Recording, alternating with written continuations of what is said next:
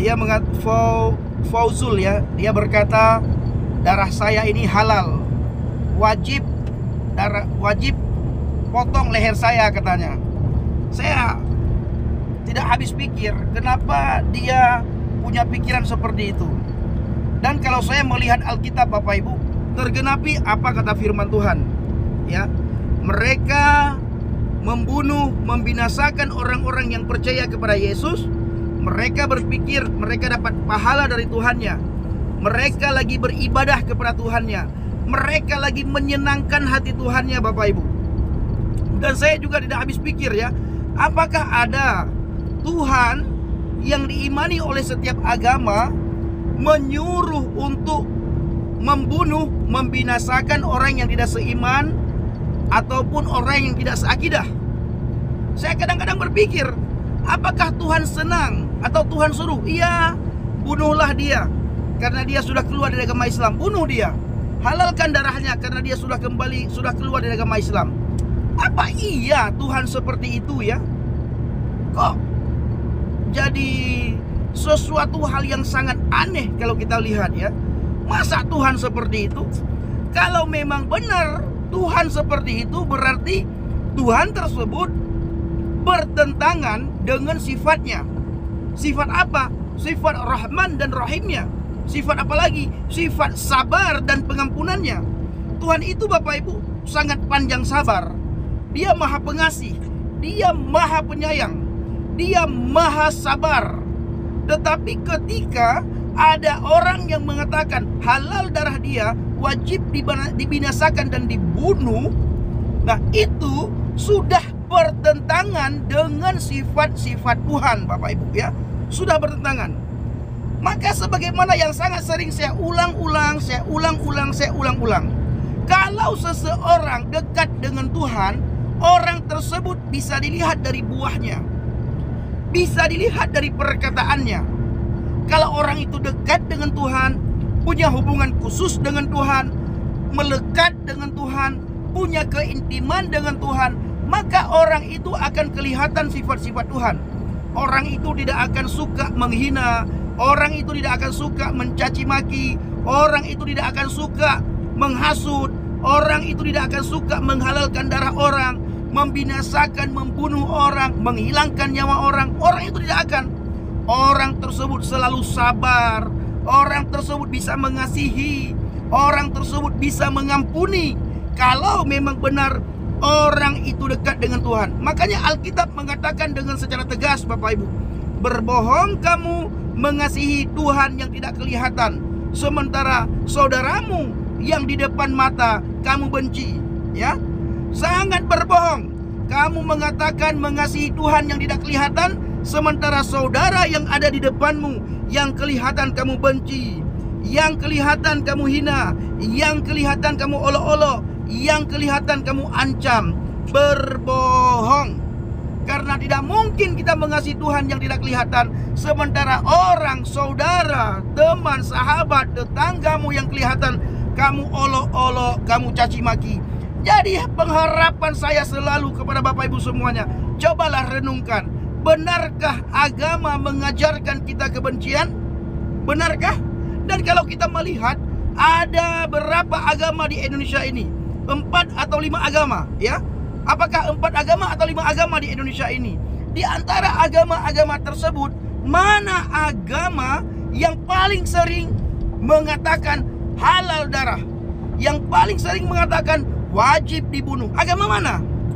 Lalu renungkan, benarkah ini ajaran dari Tuhan atau bukan? Ini patut direnungkan. Ya, ketika kita melihat ada orang yang melakukan kesalahan, kita harus menjadi pembimbing bagi orang tersebut supaya orang itu tidak jatuh dalam lubang yang sama, orang itu tidak melakukan kesalahan yang kesekian kali. Bukannya kita menjerumuskan orang itu, mendorong orang tersebut ataupun membinasakan orang itu. Kita buat bagaimana orang yang sudah berkali-kali melakukan kesalahan, kita lakukan, kita buat supaya orang itu bertaubat, orang itu mengenal kebenaran, orang itu mengenal Tuhan yang benar, orang itu mengenal kasihnya Tuhan, orang itu berada di dalam kebenarannya Tuhan. Kalau kita berada dalam kebenaran Tuhan, Bapak Ibu ya, kalau kita berada dalam kebenaran Tuhan, maka saudaraku, kita akan kelihatan dari buahnya, dari perkataan kita, dari perbuatan kita, dari tutur kata kita, dari hidup kita, saudaraku. Luar biasa kalau kita dekat dengan Tuhan, Bapak Ibu ya. Luar biasa. Luar biasa kalau kita dekat dengan Tuhan. Jadi saudara-saudara semuanya yang belum percaya kepada Yesus, saya tidak bosan-bosan untuk mengajak Bapak Ibu semuanya supaya saudara percaya kepada Yesus. Saya tidak pernah takut dengan ancaman, dengan hinaan, dengan cacian, dengan makian. Kenapa? Karena yang saya beritakan adalah Injil. Injil itu kabar baik, ya, kabar baik, dan itu disukai oleh semua orang. Kabar baik tidak ada satupun orang yang menantang, kecuali orang-orang yang tidak berakal, orang-orang yang tidak berakhlak. Hanya orang yang tidak berakhlak dan tidak berakal yang menantang kabar baik. Bila orang itu berakhlak, orang itu berakal, berbudi luhur, orang tersebut suka dengan kabar baik. Karena pada dasarnya tidak ada satu manusia pun yang tidak suka dengan kabar baik. Tidak ada satu manusia pun yang suka dengan kabar buruk. Tidak ada satu manusia pun yang suka dengan kabar kejahatan dan kabar buruk. Semua manusia suka dengan kabar baik. Nah, inilah kabar baik itu. Yesus lahir, Yesus mati, Yesus bangkit, dan Yesus hidup kembali. Dia datang kembali yang kedua kali, ya. Sekali lagi saya katakan, inilah kabar baik itu. Yang pertama, Yesus lahir. Yang kedua, Yesus mati. Yang ketiga, Yesus bangkit. Yang keempat, Yesus datang yang kedua kali ke dunia ini. Ketika dia datang kedua kali ke dunia ini, apakah kita masih beriman kepada Yesus atau kita sudah meninggalkan Yesus? Ya, kalau kita sudah meninggalkan Yesus, hati-hati. Hati-hati. Kita tidak akan mengalami rapture. Kita tidak akan mengalami pengangkatan. Dalam penghakiman Tuhan itu luar biasa. Kita tidak bisa mengelak. Kita tidak bisa lari. Kita tidak bisa sembunyi. Kita tidak bisa bela diri di saat hari penghakiman Tuhan tiba. Maka pastikan diri kita selalu berada di dalam kebenaran firman Tuhan. Nah, Bapak Ibu yang dikasihi Tuhan, para pencinta Injil, para pencinta Yesus Kristus, para pencinta kabar baik yang setia, saya ucapkan terima kasih kepada saudara semuanya yang selalu mendukung penginjilan yang kami lakukan, baik di Mentawai, di Pulau Mentawai. Kita Bapak Ibu di Pulau Mentawai, di sebuah desa di pedalaman Mentawai, puji Tuhan, lewat pelayanan kita, sungguh-sungguh kita melayani, dan mereka melihat buah daripada pelayanan kita. Mereka melihat apa yang kami sampaikan. Mereka melihat perbuatan kami di sebuah desa di pedalaman. Ada banyak sekali, ya, banyak sekali mu'alaf yang kembali kepada Yesus. Makanya Bapak Ibu, hari-hari ini hari di mana kami sangat berbahagia, hari di mana kami sangat bersuka cita. Kenapa? Karena ada satu orang yang berdosa bertaubat, dan ada banyak orang yang sudah undur dari hadapan Tuhan, mereka kembali kepada Tuhan. Di Mentawai kita bina para mu'alaf, Bapak Ibu. Kita bina para mu'alaf yang sudah kembali kepada Yesus, supaya imannya bertumbuh, berakar, bertumbuh, berbuah lebat, kokoh, dan dia bisa menjadi seorang Kristen yang benar-benar cinta akan Kristus. Orang Kristen yang benar-benar mengalami Kristus. Orang Kristen yang benar-benar mengalami perjumpaan pribadi dengan Kristus. Inilah yang kami lakukan di Pulau Mentawai. Habis itu Bapak Ibu, selama 10 hari kami di Pulau Mentawai. Kami keluar dari Pulau Mentawai, kami ke Padang, dan dari Padang kami ke Riau, dari Riau kami menuju ke Mandailing Natal. Di sana kami penginjilan, kami ceritakan tentang Yesus dengan orang-orang yang sudah kami dekati, dengan orang-orang yang sudah kami buat hubungan baik. Lalu kami ceritakan siapa Yesus Kristus. Kami ceritakan siapa Isa Al-Masih. Ayo kita melihat di dalam kitab kalian. Kenapa Isa Al-Masih begitu tinggi derajatnya?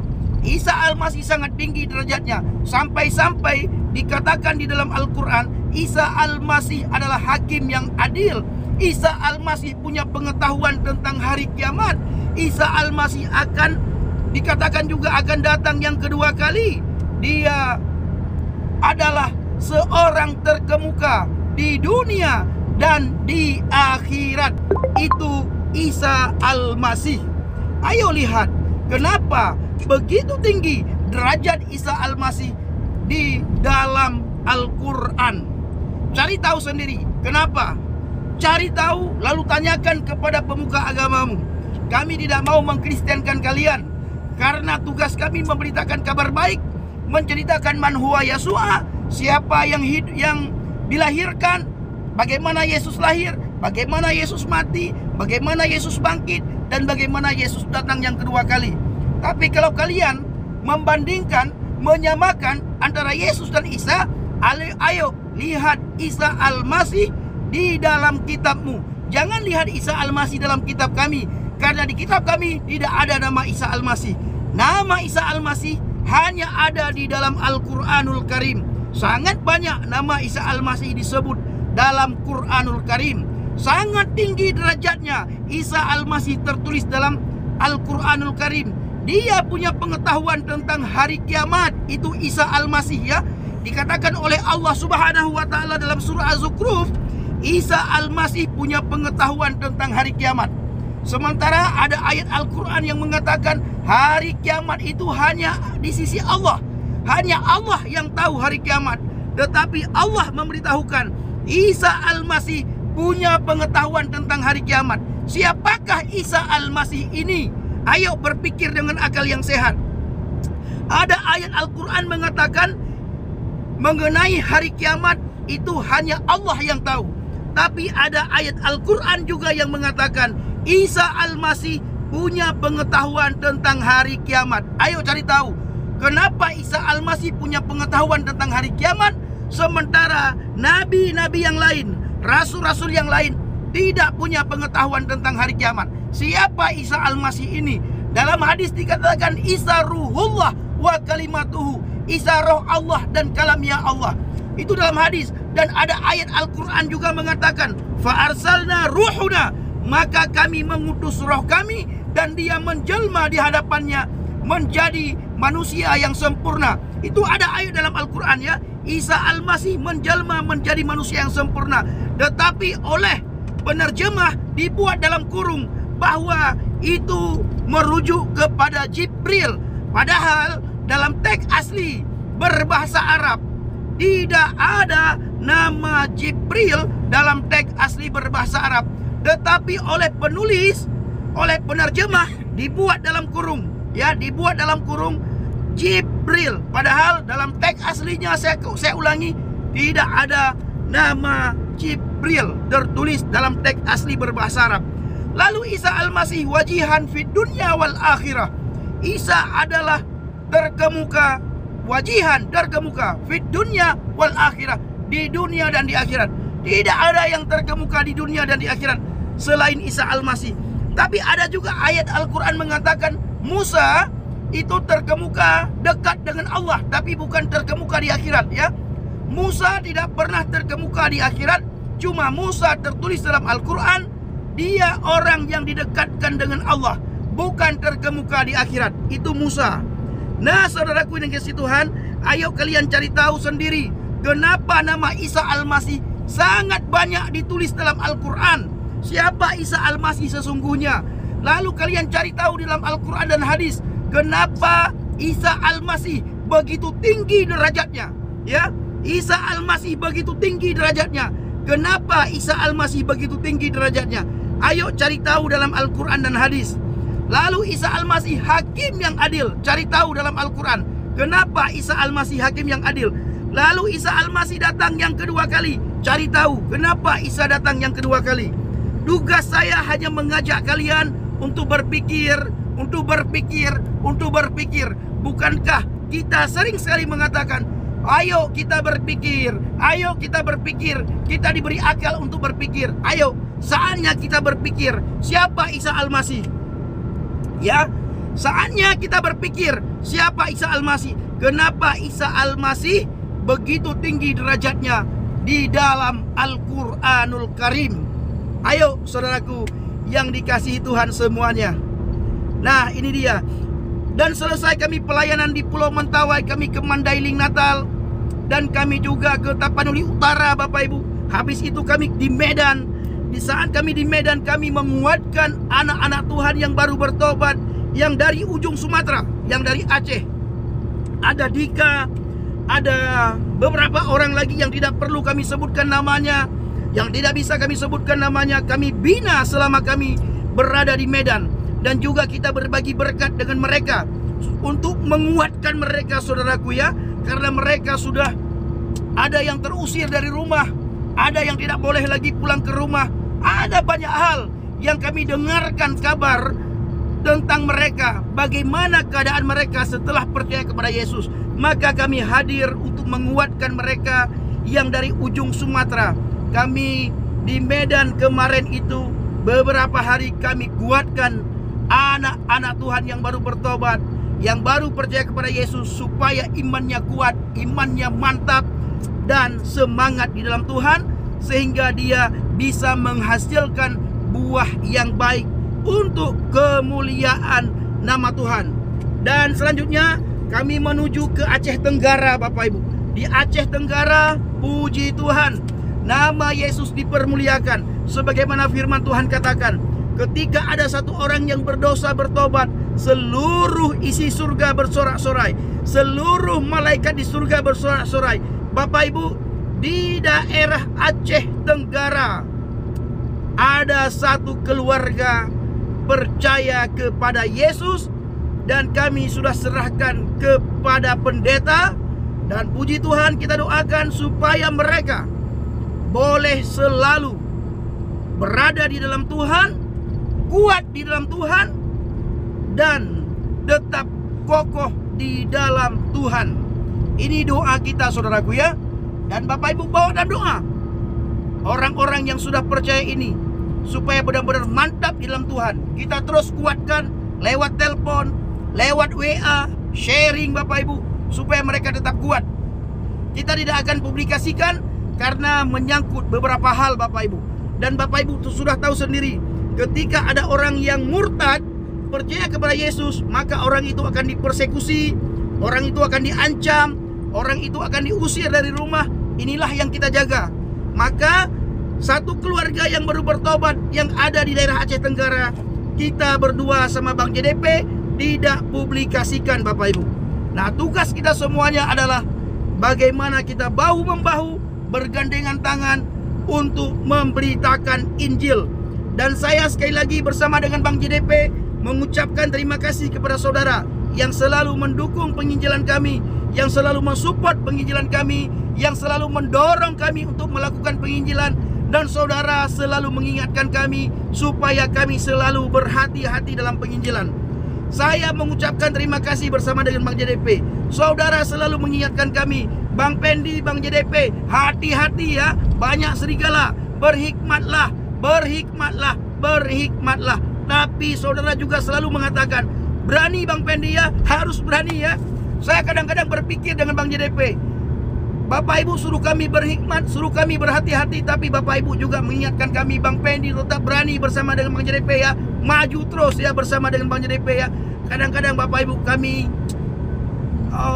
di saat merenungkan ya, kami ketawa, sukacita juga luar biasa, tapi juga hati kami begini-begini Bapak Ibu ya, begini-begini. Tapi ketika Bapak Ibu mengingatkan Bang Pendi hati-hati, Bang JDP hati-hati, di lain sisi Bapak Ibu mengatakan maju terus Bang Pendi, harus berani memberitakan Injil. Wah, kami ketawa Bapak Ibu ya. Begitu luar biasa Bapak Ibu memperhatikan pelayanan kami.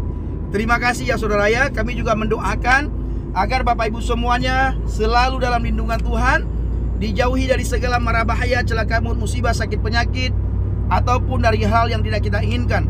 Apapun yang Bapak Ibu lakukan dan kerjakan, dibuatlah oleh Tuhan berhasil.